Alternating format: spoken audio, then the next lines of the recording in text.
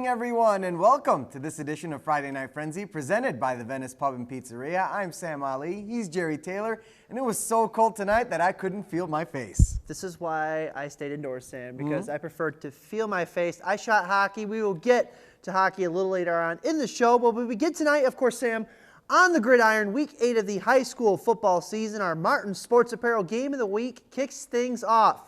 We start in Crystal Falls as Forest Park took on the visiting Munising Mustangs. Second quarter, the Trojans leading 13-8. Jake Donnell gets a handoff and goes straight up the gut. A shoestring tackle saves a touchdown. Donnell down to the 15-yard line. A few plays later, this is Daniel Nasserini, and simply just watch. Nasserini bounces off a couple of Stangs, and he drags 5 guys in the end zone for the score. Watch out, Richard Hill. 19-8 Forest Park. Richard, our photographer. Munising now looking to respond. Thomas Hyde running, and Thomas Hyde loses the football, but it was his man, Mr. Sean Sutherland, at the right place at the right time, rumbles for a first down. Later on in the drive, Alec Blank back to pass. He goes over the middle for Mike Graves. The ball is too high and finds the hands of the trusty Connor Keserly. How about that? A quarterback picks off a quarterback. More defense a little later from Forest Park. Blank back to pass, and he would be taken down by Connor Bortolini as the sophomore flies in for the sack. Forest Park on senior night sends their 8 seniors out with a big win, 34-8 against the Stangs. Hey there, Sam. How'd Menominee do tonight? Well, Menominee, they had to come from behind at home tonight and defeat DeWitt 40-35. The Maroons pitched a shutout in the second half to stay undefeated. Escanaba, also at home tonight, defeated Sault Ste. Marie 34-14. To St. Ignace we go as Ishpeming battled the Saints. Girls basketball coach Dorian Ingalls was presented the Honored Courage Commitment Coaches Award by the U.S. Marines before the game. First of 3 first-half turnovers for the Saints comes in the second play of the game. A fumble there by Andrew Goldthorpe, and the Hematites pounce on it. Not a good start, though, but it was for Ishpeming. The blue and white eventually take advantage and score. Isaac Olson, 10 yards. He's in, 8-0. Hematites. Next possession for Ishpeming. The Saints defense stiffens up. Gage Kresge to Hayden Corello for the loss. Nowhere to go there. The Saints get on the board. Halfway through the second quarter as Kresge sneaks it in from the 1. PAT fails 8-6 Hematites. Late in the first half, the big game for Kresge, but the Saints run out of time. They fail to score on that drive. Ishpeming goes to St. Ignace tonight, and they win a barn burner. 2014, the Hematites stay undefeated, Sam. Let's take another look at the scoreboards. Gwynn keeps on gwinning as they take care of business on the road, getting the 32-6 win over Norway. Devin Docks had 254 rushing yards and 3 touchdowns. And Iron Mountain continues their push to the playoffs as they knock off Hurley 28-13, the final in that one. Let's go to Westwood, where Scott Sergula has his Patriots taking on Manistee. Westwood jumped to a 14-0 lead in the first, and the defense was determined to keep it that way. Nolan Armock is swarmed by the Patriots defense and taken down. Nice team effort there. Second quarter, same score. Westwood driving. Luke Gray floats one up to Ethan Burke, but check out Jake Arnold. The tip drill gets him the interception, and the Emeralds get the ball back. They couldn't score on the ensuing drive, so Westwood gets it back. Play action. Who has the ball? It's Gray, and he will go towards the sideline, cut back in, makes a man miss. They get to him, but he won't go down without a fight. He's eventually tackled inside the 5-yard line. Few plays later, it's going to be Gray on the direct snap, and somewhere in that mess, he falls forward into the end zone. Westwood knocks off Manistee 54-12, the final score. To Negaunee now as the Miners battled Marquette for the Diamond Jubilee Trophy. Third quarter, Negaunee down by 2. Brock Aho drops back, has a man in his face, makes a miss, and Aho! Hey, oh God. What? Touchdown Miners, +2 points, and they take a 6-point lead. But the Redmen would respond. In the red zone, Scott Tripp zips it to Patrick Burmeister, and he turns on the boosters all the way to the end zone. Touchdown Marquette, and they take the lead back. Negaunee, though, would have one final chance with less than a minute to go. Aho airs it out, and it's picked off by Burmeister. Marquette pulls off the huge upset over Negaunee to win the Diamond Jubilee Trophy, 24-23, the final score.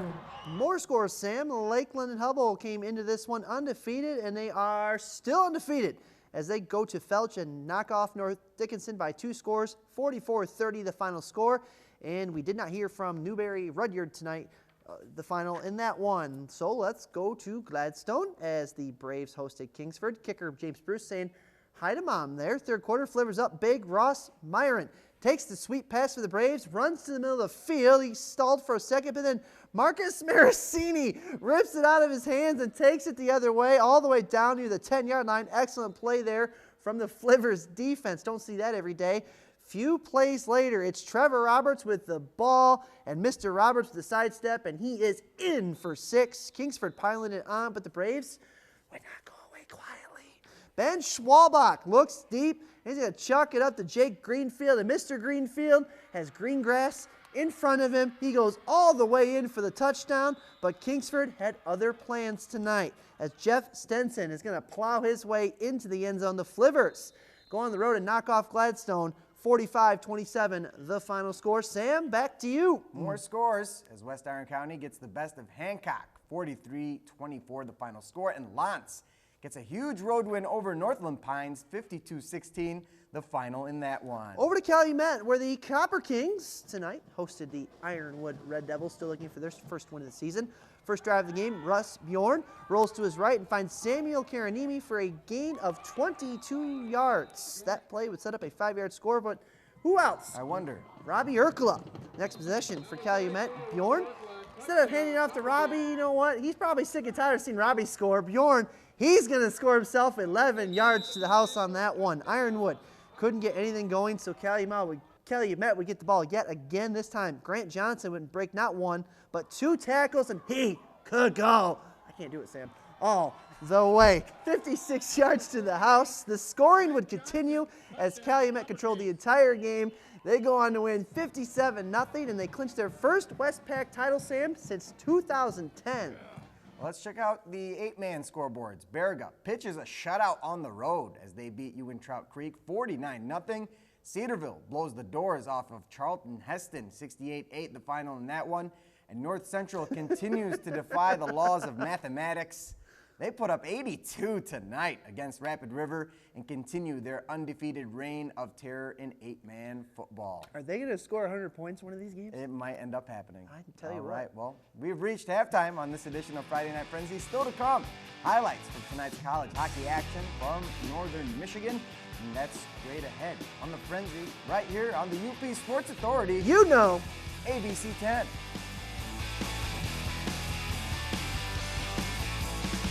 Welcome back to Friday Night Frenzy, presented by the Venice Pub and Pizzeria of Ishpeming. The NMU hockey team started off the season last weekend with a pair of ties in Madison against Wisconsin. The Cats had their home opener tonight against a longtime rival. Let's go to the Berry Events Center, where the Wildcats played host to Lake Superior State. First period, NMU on the power play. Brock Mashmeyer throws it on net, and it goes in. Just like that, the Cats led the Lakers 1-0. Still in the first, Lake State. Now they'll have a chance on the power play, but the Wildcats were on the attack. Darren Nowick tips home the shot off the stick of Gerard Hansen. A shorthanded goal puts the Cats up by 2 after 1. We go to the second. Let's watch Lake State's Aiden Wright. Anthony Paskaruk hits him with a shoulder-to-shoulder. Wright goes into the boards awkwardly. We'd end up being taken off the ice in a stretcher. No word yet tonight about his condition. Losing Wright woke up Lake State on the power play. Matthias Dahlstrom makes the initial stop, but Mitch Holtz was there to bang it home. Holtz had 2 power play goals in the period to tie the game. NMU responds off the face-off win. Barrett Kaib with the Holowitzer. That made it 3-2 NMU. The Cats continued their scoring in the second. Robbie Payne, he'll score from right in front. Payne had a hat trick in this one as NMU gets the 6-3 win over a rival Lake State. Game 2 of this series takes place tomorrow night in the Sioux.